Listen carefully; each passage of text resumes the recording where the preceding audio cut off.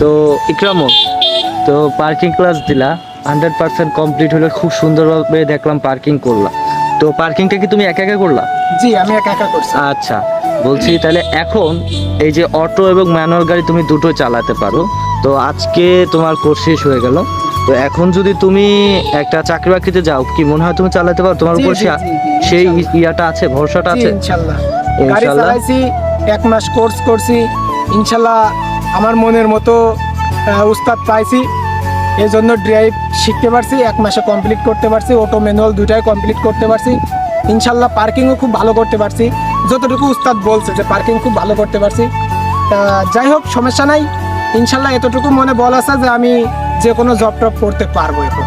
আচ্ছা, এরপরে তার মানে এখানে তুমি যেভাবে আসছো আমার ভিডিওটা দেখে, এর আগেও তুমি ভিডিও দেখে এসেছো, তো এইখানে যে তুমি এসে শিখতে পারছো, যেভাবে দেখেছো সেইভাবে ঠিকঠাক আছে? তোমার সাথে জি, কোনো জি, জি।